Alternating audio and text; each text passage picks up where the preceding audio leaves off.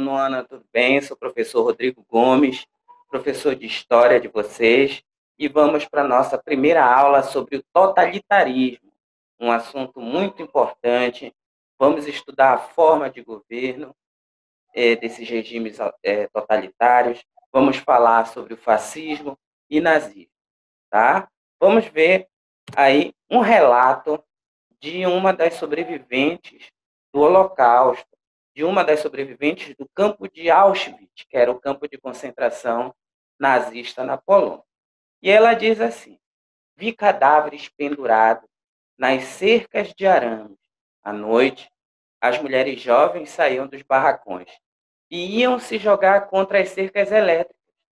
Era realmente horrível, difícil de imaginar, mas a situação era muito mais é, horrível do que este relato. Isso que ela relata é o mínimo que a gente pode imaginar. Então, houve horrores maiores. E isso que nós vamos tentar estudar, vamos analisar casos, vamos ver de que forma o governo e o povo reagiam a determinadas situações. O que é o totalitarismo? Totalitarismo é uma forma de governo e de dominação baseado na organização burocrática de massas, no terror, né, e na ideologia. Então, é uma forma burocrática de organização de massas, que utiliza as massas para chegar ao poder através do medo e do terror. Eu não tenho regimes nem fascista nem nazista sem a utilização do terror, do medo provocado a pessoas de oposição ao governo. Então, temos aí características desse governo básicas, tá? Uma dominação baseada nas massas, no terror e na ideologia. Era uma dominação populista. Ou seja, esses regimes que cabem características diferentes em vários países que adotaram esse tipo de regime, então eu tenho uma característica de nacionalismo, uma característica populista de perfeição. O líder se achava o símbolo maior desse regime, o dono da verdade, o salvador da pátria. Então, essa é uma característica mínima para a movimentação das massas, do terror e da ideologia, que a gente vai ver passo a passo sobre isso.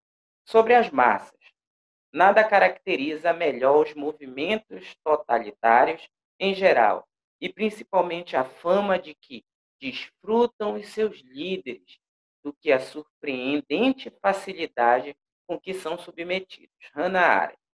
Então, a Hannah vai falar aí que os seus líderes se tornam símbolo de perfeição, de surpreender aqueles que são submetidos, ou seja, a população que acredita e que coloca uma pessoa com essas características no poder. Então, o movimento totalitário, ele constrói a pessoa, constrói o seu líder de forma com que ele domine e que ele se utilize do meio para poder abafar os seus opositores. Então, as massas têm um papel muito importante nesse contexto todo totalitário. O terror. De que forma esse terror é praticado? O sucesso dos movimentos totalitários entre as massas significou o fim de duas ilusões dos países democráticos. Uma delas foi a ilusão de que o povo, em sua maioria, participava ativamente do governo. O povo apenas colocou aquela pessoa no poder. Mas o próprio líder vai começar a excluir esse povo.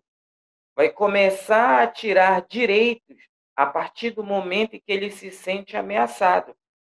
Então, este tipo de governo, ele não aceita um mundo de diversidade. Ele não aceita um mundo dividido. Ele não suporta a diversidade.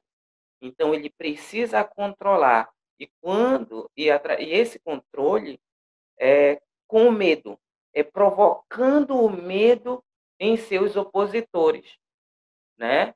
Então eu tenho aí movimentos totalitários que causam a ilusão no povo de que tem uma participação. Ah, o povo vai ter uma participação. Ah, eu vou eleger determinado governante, ele vai ser meu líder, ele vai ser a perfeição, o símbolo maior da verdade, e ele passa a oprimir, ele passa a deixar o povo de lado.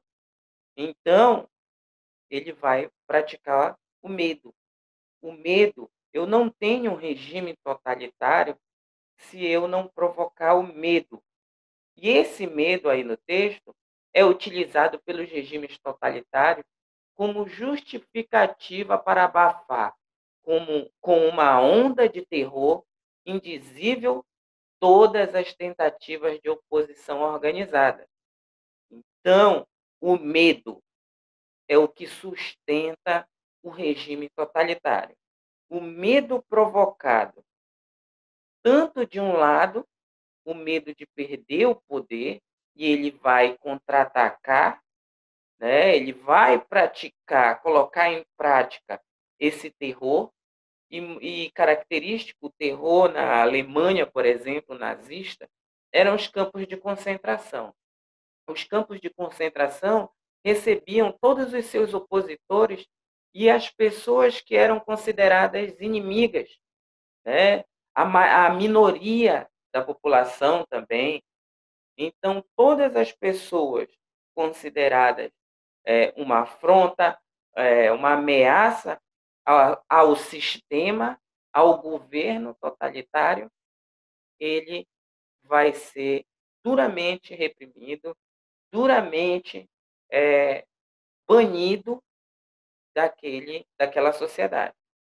Então, temos aí a massa, fundamental para colocar no poder determinado líder, e um líder populista que vai mostrar, de primeiro momento, a perfeição, vai se tornar um símbolo, o dono da verdade, e aos poucos ele vai praticando o medo e o terror na população, principalmente para tentar abafar seus opositores.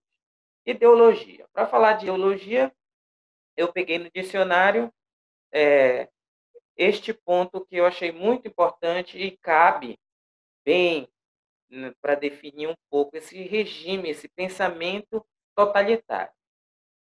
Ideologia é um sistema de ideias sustentadas por um grupo social, as quais refletem, racionalizam e defendem os próprios interesses e compromissos institucionais, sejam estes morais, religiosos, políticos ou econômicos. Então, os interesses próprios, característicos do governo totalitário, do seu líder, é que são colocados, é que sustentam toda essa ideia de nação, a ideia de moralidade, a ideia política e econômica. Então, determinado caminho eu vou seguir, sob comando de um líder supremo, tá? Surge, então, o fascismo. O fascismo surgiu na Itália após a Primeira Guerra Mundial, depois se expandiu para a Alemanha, Espanha, Portugal, e passou por vários países da América Latina, inclusive pelo Brasil, durante o governo de Getúlio Vargas. Então, para definir o fascismo, cada país, cada forma de governo se torna diferente. O fascismo é colocado de forma diferente em cada um desses governos, depende de como age o seu líder. Geralmente, o fascista, que só conhece a si mesmo, enquanto se confunde com o sistema. Sente-se ferido narcisicamente pela imaginação dos outros, que lhes denuncia a falsidade. Então, ele se acha o centro de tudo e acha que todos vão tentar derrubá-lo. Então, ele se olha como o centro de tudo, tanto o centro de atenção dos inimigos, como o líder supremo de toda uma nação. E aí vamos falar na próxima aula sobre o surgimento do fascismo e do nazismo. Por enquanto, nós estamos falando das características do totalitarismo, de uma forma geral. Tá? Característica do fascismo e do nazismo, que são os regimes totalitários mais conhecidos, né? Os regimes totalitários bem mais fortes que assolou a Europa a partir da década de 20, de 1920, tá? Até 1945, com o final da guerra.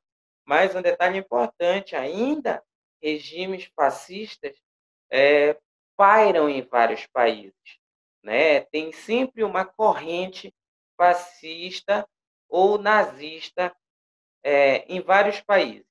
Ainda aqui no Brasil, em outros lugares, é conhecido como neonazista.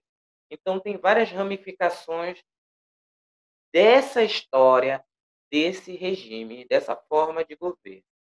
Cada país em que se manifestou, a raiz filosófica do movimento fascista assumiu uma denominação, um líder e uma simbologia própria. Tá? Então, o que eu te falei há pouco. Então, cada país vai assumir uma denominação, vai assumir uma forma de caracterizar o totalitarismo, baseado em pontos importantes. O que é o totalitarismo? É antidemocrático e concentrava totais poderes na mão do líder do governo. Então, eu tenho, mais uma vez te falando, que esse líder vai ser considerado o salvador da pátria. Ele vai ser cultuado como um único chefe. Tá? Então, este salvador da pátria vai ter sempre razão. Este salvador da pátria não vai aceitar opositores. Tá? Então, eu tenho totalitarismo, eu tenho culto a um único chefe, tá? Que era considerado o salvador da pátria, e também nós vamos ter, mais uma vez, tivemos na Primeira Guerra Mundial, e vamos ver fortalecido e exacerbado o nacionalismo, que é uma valorização extrema da cultura do próprio país em detrimento das outras. As outras são inferiores à nossa nação. Então, na Alemanha, durante a crise, né, do pós-guerra, durante a crise depois da quebra da Bolsa de Valores de Nova York, então a Alemanha entrou numa situação de crise insustentável e a população carecia de um líder, carecia de um salvador para aquela situação. E isso favoreceu bastante a ascensão de grandes políticos. E um deles é a ascensão de Hitler ao poder, de Adolf Hitler ao poder. Tá? Então, o nacionalismo exacerbado era a valorização extrema da cultura do próprio país em detrimento das outras. Temos também o anticomunismo. Os fascistas eram totalmente contrários ao comunismo, defendiam amplamente o capitalismo. Então, tudo que era contra aquele governo era considerado comunista. Tá? Então, eles eram opositores àquele regime e eles percebiam, os governos totalitários, que era muito mais fácil enquadrar em minorias, né, determinados grupos e mandar para campos de concentração, como acontecia bastante na Alemanha. Então, temos aí os judeus, temos os homossexuais, temos os negros, temos é, testemunhas de Jeová. Vamos mandar toda essa minoria como opositores, como pessoas que vão desagradar, que não são importantes para aquela sociedade. E aí coloca no campo de concentração. Tá? Violência contra as minorias. Na Alemanha, por exemplo, os nazistas perseguiam e mataram milhões de judeus, ciganos, homossexuais, deficientes físicos, entre outros. Então, e aí nós vamos ver daqui a pouco, a ideia de raça, né?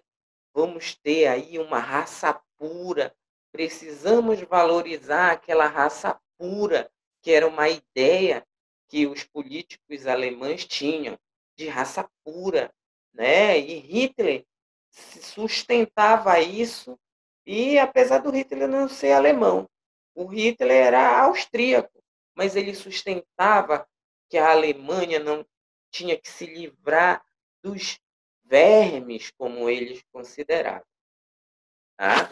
E eram os seus opositores.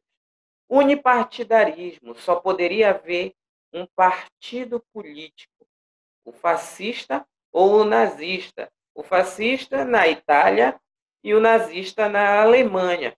Então, todos os outros partidos eram feitos manobras políticas, militares e muitas vezes assassinatos de líderes para que o governo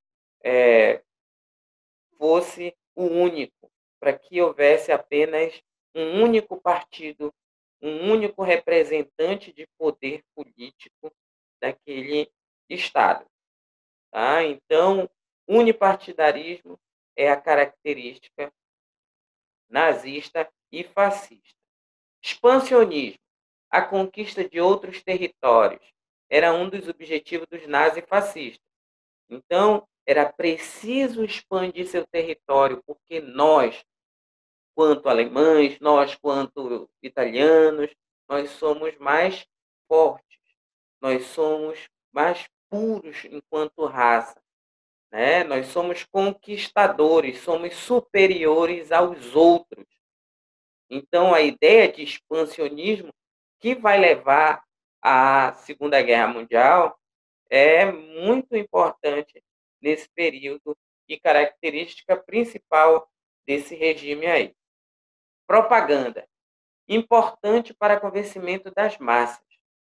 Lembra que a massa vai sustentar o governo nazista, o governo fascista no poder.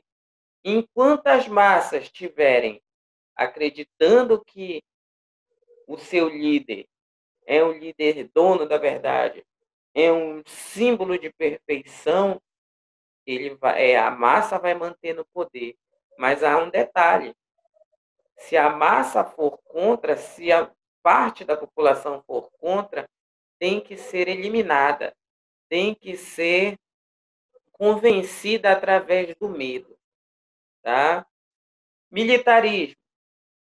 Altos investimentos em armamentos e equipamentos de guerra. Então, já esse militarismo é a base, entenderam? Para o expansionismo e para também conter os seus opositores dentro do país que tem o regime. Então, o militarismo é importante. E aí surgiram várias facções, surgiram vários grupos paramilitares ou grupos do governo para poder conter determinadas ações contra, né, determinadas ações de opositores.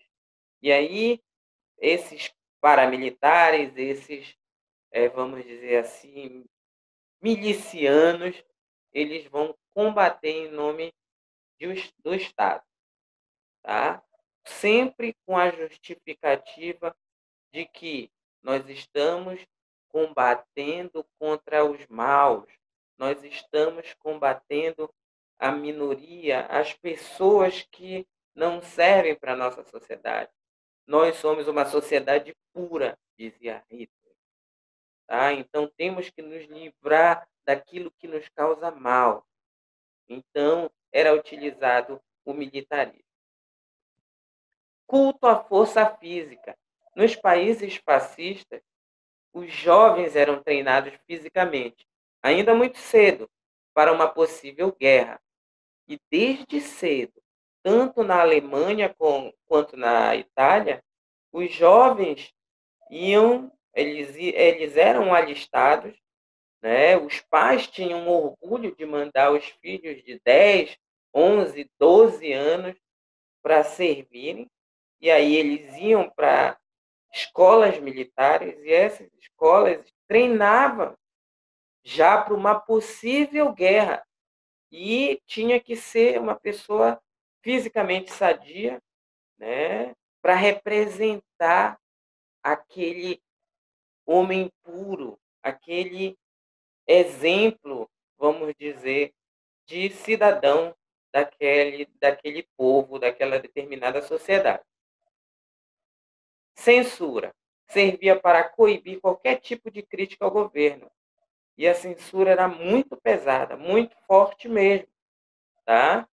E a censura e a propaganda sempre andavam juntas. Sempre, quando a censura percebia determinado assunto, a propaganda ia lá e justificava algo. Ah, temos que evitar com que os judeus saíssem às ruas, porque os judeus não fazem bem para a população, os judeus que são os culpados pela derrota alemã na Primeira Guerra. Então, sempre eles jogam justificativas direto para as massas. Tá? Então, eles não permitiam uma oposição. Então, tudo que era contra o governo era censurado.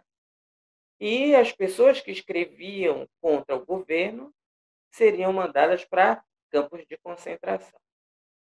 E aí eu coloco um detalhe importante, o arianismo, que é a ideia de que os alemães eram superiores por pertencerem a uma raça pura, a chamada raça ariana. Então, essa ideia aí vai fazer com que torne o alemão, ou coloque pelo menos na cabeça do povo alemão, que ele é superior aos outros. Então, ele vai justificar esta raça pura no expansionismo. Ele vai justificar essa raça pura no culto à força física, no militarismo. Tá? Então, naquele culto ao único chefe, nosso líder é o líder supremo. Então, ele quer apenas o bem de todos. Então, essas são as características destes regimes, do nazismo e do fascismo. Tá? E por falar em fascismo, vamos analisar a questão. Olhem o cartaz de propaganda fascista. Tá?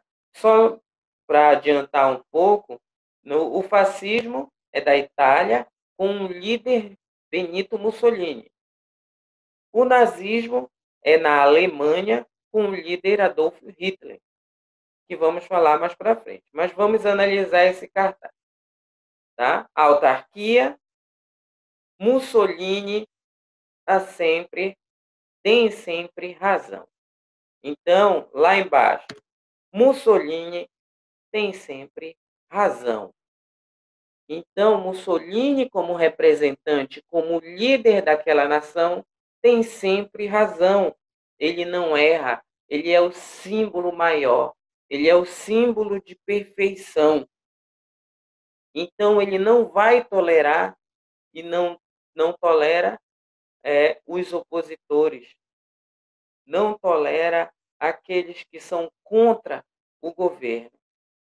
Então, eu tenho aí o culto a um líder, tá? Eu tenho a propaganda, que geralmente os cartazes, os painéis, as estátuas, os muros bem enfeitados, eram para mostrar para o povo quem manda, a opulência de tudo, tá? Então, Mussolini sempre tem razão. Então, aquele líder sempre vai ter razão. E quem não concordar vai sofrer com o terror e o medo colocado por esse tipo de regime. Tá bom? Então, por hoje é só. Na próxima aula, vamos falar sobre o fascismo e o nazismo, como iniciou e de que formas eles atuavam na sociedade. Tá bom? Então, espero que tenham gostado. Bom estudo e até a próxima.